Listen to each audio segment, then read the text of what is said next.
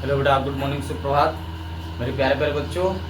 और मुझे आशा है कि आप लोग खूब मन लगा पढ़ाई कर रहे होंगे, है ना। देखो, हमें पढ़ना चाहिए, मॉर्निंग में पढ़ना चाहिए, ठीक है। क्योंकि हमारा माइंड क्या होता है, सेंसिटिव माइंड होता है, ठीक है, बहुत क्रिएटिव माइंड होता है।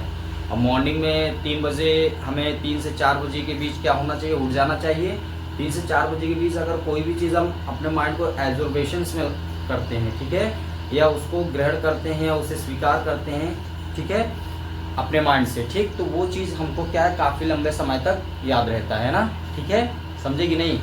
तो हमें मॉर्निंग, रात में क्या करना चाहिए, 10-11 बजे तक खा पी के सो जाना चाहिए, है ना, ठीक। और मॉर्निंग में 3-4 बजे जग के कम से कम हमें 6-6:30 बजे तक क्या करना चाहिए, मान लो 6 बजे तक 3 घंटे हमें पढ़ाई करना चाहिए, अपने जो है रूटीन में ले आइए, ठीक है।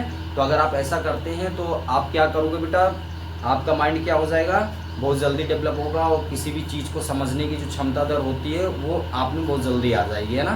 तो 3 से 6 बजे के बीच हमें क्या करना है, पढ़ाई करनी है, 3 घंटे पढ़ाई करना है, ठीक। तो ये रूटीन अगर आ जाएगी, 3 बजे से 6 बजे तक आप पढ़ाई करते हो, फिर दिन भर आप कुछ भी करो, रिलैक्स करो, ठीक है।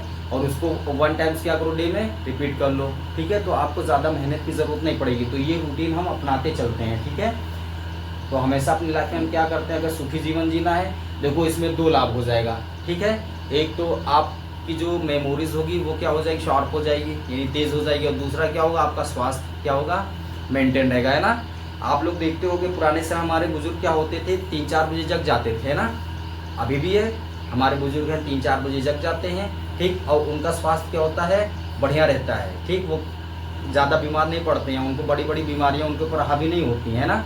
तो आप सबसे पहले क्या हो जाएगा, आपका माइंड क्या हो जाएगा, शार्प हो जाएगा, तेज हो जाएगा, ठीक है। समझने की जो क्षमता दर होती है वो बढ़ जाएगी, है ना। और दूसरा क्या लाभ होता है कि हमें, हमारे ऊपर कोई बड़ी बीमारी हावी नहीं होती। सर्दी जुकाम बुखार ये तो नॉर्मली चीज़ है, हालांकि सर्दी जुकाम बुखार होना ज़रूरी है ना, साल में एक बार हो जाता है तो हो जाता है, लेकिन बड़ी से बड़ी बीमारियां जो होती है वो है हमारे ऊपर क्या हो जाएंगी, भारी नहीं पड़ेंगी, ठीक है, या हावी नहीं होंगी, ठीक। अब देखिए ये प्रश्न क्या कह रहा है, ठीक है। ये प्रश्न आपका क्या है बेटा, देखो ये प्रश्न आपका दिया गया, इसी के आधार पे आपको प्रश्न नंबर 35 क्या करना है, हल करना है, ठीक। तो ये किस में आया था, आरबीआई असिस्टेंट में आया था। ये रक्त संबंध है, तो रक्त संबंध क्या होता है बेटा, देखो हमने बताया, ठीक। जैसे हमारे घर में हमारी बहन है, हमारे जीजा जी हैं, हमारी बुआ जी हैं, हमारे फूफा जी हैं, चाचा हैं, तो हमारे उनके बीच का जो संबंध होता है उसको आसान तरीके से जो ज्ञात करने की विधि होती है उसे हम क्या बोलते हैं, रक्त संबंध बोलते हैं, ठीक। आइए बेटा देखिए, इसको हम पहले पढ़ते हैं। क्या कह रहा है कि NW की बहन है, IW का भाई है, UN का पिता है तथा GI की माता है, ठीक है। अब ये किसमें, आरबीआई असिस्टेंट में आया, क्वेश्चन नंबर 35 इसी के आधार पर पूछा गया, NU से किस प्रकार संबंधित है। NU से किस प्रकार संबंधित है, इसका मतलब क्या है, NU का क्या लगता है, ठीक, या लगती है, ठीक। अभी सॉल्व करेंगे तो इसके अनुसार हमें पता चलेगा N क्या है, पुरुष है या महिला। पुरुष होगा तो लगता है, और महिला होगी तो लगती है ना। तो NU से किस प्रकार संबंधित है, यानी N का U से क्या रिश्ता है, या NU का क्या है, पिता है, माता है, पति है, भाई है, बहन है, ये सब अभी सॉल्व करते हैं, पता चल जाएगा, ठीक। अब देखो इसका ऑप्शन दिया है आपका माता, ठीक है। ऑप्शन ए आपका क्या दिया है, माता।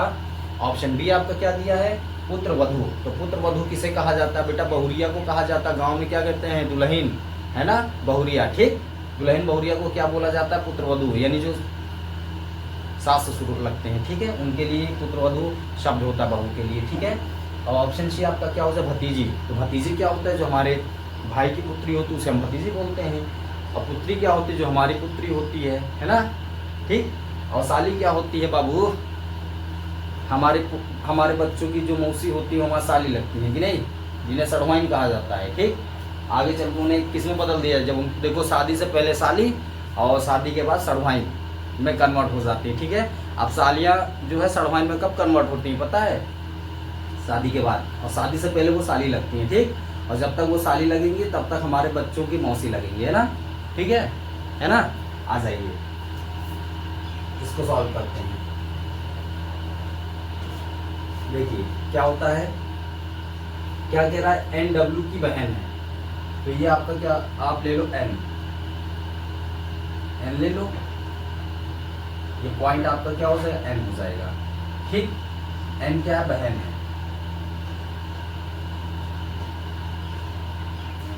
एन बहन है, किसकी बहन है?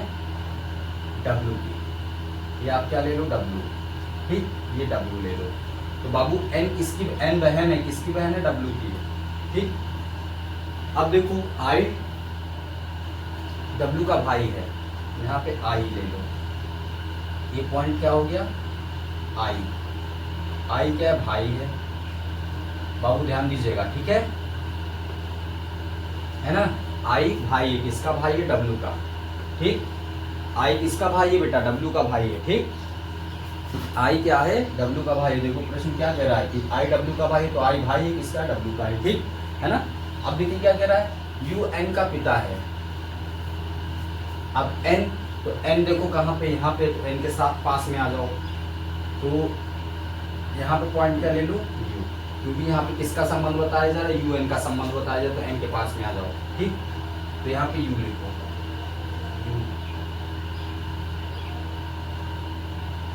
जय भोलेनाथ। यू एन का क्या है? पिता है। यू क्या है? पिता है। यू पिता है। यू किसका पिता है? एन का पिता है। ठीक, तो यू एन का पिता है ना? यू क्या है? एन का पिता है। ठीक, अब देखो तथा जी आई की माता है। आई यहाँ पे है ना? तो आई के पास आ जाओ। अब जी आई का संबंध बताया जरा, आई के पास में आ जाओ। आई पॉइंट यहाँ पे क्या ले लो? जी। ठीक है, तो जी क्या है? आई की माता है। जी क्या है? माता है। जी क्या है? माता है। किसकी माता है? जी किसकी माता है? आई की माता है। ठीक, जी किसकी माता हो जाएंगे बेटा? आई की माता हो जाएंगे, है ना? देखो अगर हम किसी चीज की तैयारी कर रहे होते हैं, ठीक है, चाहे वो रेलवे की हो, चाहे आर्मी की हो, चाहे पुलिस की हो, दरोगा की हो, एसएससी की हो, है ना, चाहे आईएएस की हो, ठीक है, तो इसके लिए हमें अपनी जीवन डिसिप्लिन यानी अनुशासन बहुत जरूरी है। ठीक है, जो डिसिप्लिन में रहता है, जो अनुशासन में रहता है, उसका माइंड क्या होता है? एकाग्रचित रहता है। ठीक है, और जिसका दिमाग एकाग्रचित रहता है, माइंड एकाग्रचित रहता है ना, वो किसी भी चीज को, कठिन से कठिन क्वेश्चंस को क्या करता है? ऑब्जर्व कर लेता है। देखो हर एक चीज का क्या होता है? ऑब्जर्वेशन करने का तरीका अलग होता है। कोई रोमांटिक वे से उसको ऑब्जर्व करते हैं, कोई क्या होता है? वो सिंसियर होता है, सेंसिटिव माइंड होता है ना, तो वो उसको उस तरह एब्जॉर्व करता है। सबका एब्जर्वेशन जो होता है वो माइंड वाला अलग होता है ना। ठीक, अब देखिए क्या पूछ रहा है? एन यू से किस प्रकार संबंधित है? एन यू से किस प्रकार संबंधित है, यानी एन यू से किस प्रकार से, ये बताना। कुछ नहीं पूछा है ना, और जो कुछ नहीं पूछा बाबू तो इसको ऐसे मिला ले जाएंगे। ठीक, अब ये पूछ रहा है कि जो ये एन है, एन यू से किस प्रकार संबंधित है? ये एन जो है यू से किस प्रकार संबंधित है, ये पूछ रहा है। ठीक, अच्छा बाबू ये बताओ, एन बहन है ना किसी की, एन डब्ल्यू की बहन है, तो एन क्या हो जाएगी? महिला हो जाएगी। यहाँ पे एन क्या हो जाएगी? बहन। इसका मतलब ये क्या है? महिला है। इसका मतलब ये स्त्री है। ठीक, ये क्या है? स्त्री है। ठीक है बाबू, और इनके पिता कौन है? यू है। अब एन जिसकी बहन है उसके भी तो पिता यू होंगे, और डब्ल्यू का भाई आई है। ठीक है, तो उसका मतलब एन का भी भाई क्या है? आई है। तो देखो एन डब्ल्यू आई, इन सबके पिता कौन है? यू है। अगर आई की माता जी है तो जी आई डब्ल्यू एन की भी माता होंगी। ठीक, ध्यान दीजिएगा। अब एन का यू से क्या संबंध है? साफ साफ देखो प्रश्न क्या कह रहा है कि यू जो है एन के पिता है। यू कौन है? एन के पिता है। यू क्या है? एन के पिता है। यू कौन है? एन के पिता। एन क्या है? यू की संतान है। अगर वो स्त्री होती है तो पुत्री हो जाएगी, अगर पुरुष होता है तो पुत्र हो जाएगा। ठीक, अब देखो यू की संतान कौन है? एन है। यू की संतान एन है। एन कौन है? स्त्री है, क्योंकि ये बहन है किसी की, बहन का मतलब स्त्री। ठीक, और जब स्त्री है, संतान अगर हमारी संतान अगर स्त्री के रूप में है तो हमारी पुत्री लगेगा, पुरुष के रूप में हमारा पुत्र लगेगा। तो एन किस रूप में है? स्त्री रूप में, क्योंकि ये एक बहन है। ठीक है, किसकी? डब्ल्यू की। तो डब्ल्यू भी क्या हो जाएगी? पुत्री हो जाएगी यू की। आई क्या हो जाएगा? पुत्र हो जाएगा। ठीक, तो ये क्या हो जाएगा? देखो साफ साफ पता चल रहा है कि ये यू की क्या है? पुत्री है। ठीक है, तो एन यू से किस प्रकार संबंधित है? तो एन यू की क्या लगेगी? पुत्री लगेगी। ठीक है, एन यू की क्या लगेगी? पुत्री, या यूं कहो यू की पुत्री लगेगी। ठीक, यू किसकी पुत्री लगेगी? यू की पुत्री कौन लगेगी ये बताओ? यू की पुत्री कौन है यहाँ पे? तो यू की पुत्री कौन है? एन हो जाएगा। ठीक है ना? अब देखो अगर ये पूछा जाए प्रश्न में कि यू किसकी पुत्री है या पुत्र है, तो यहाँ पे उसका सचेतता किया ही नहीं गया है। ठीक है, तो अगर ऑप्शन होता उपरोक्त में से कोई नहीं, उस पर टिक लगा दीजिएगा। लेकिन यहाँ पे देखो एन यू से किस प्रकार संबंधित है, यानी कि एन का यू के साथ क्या रिश्ता है, तो एन क्या है, एन का पिता यू है और एन क्या है, बहन है किसी की है, इसलिए इसका मतलब ये क्या पुत्री हो जाएगी, क्या हो जाएगी, पुत्री। ऑप्शन नंबर डी हो जाएगा। ठीक है ना, तो हमेशा ध्यान देना। अगर देखो यू कौन है, एन का पिता है, ठीक, और एन क्या है, डब्ल्यू की बहन है, और डब्ल्यू का भाई कौन है, आई है, ठीक, डब्ल्यू का भाई कौन है, आई है, तो एन डब्ल्यू आई भाई बहन का रिश्ता, जो भाई होगा वो उसके भी पिता क्या होंगे, यू होंगे। अगर यू डब्ल्यू के पिता है तो वो क्या एन के नहीं होंगे, एन के भी ये सब भाई बहन है, ठीक, तो भाई बहन है तो इनमें से किसी एक के पिता को दे दिएगा तो सबके पिता तो वही होंगे, तो यू डब्ल्यू के भी हैं, आई के भी हैं, एन के भी हैं। एन कौन पड़ गई, एन बहन पड़ गई, तो एन क्या हो जाएगी, पुत्री हो जाएगी, है ना। ठीक, ओके बेटा, थैंक यू, धन्यवाद, खूब मेहनत से पढ़िएगा, है ना। संघर्षों को ध्यान में रखो, ठीक, आप जो स्थिति परिस्थिति को देख रहे हो या आपके साथ जो चीज़ें हो रही हैं उनको देख कर क्या है, डरो नहीं, ठीक है, उनसे डट कर सामना करो।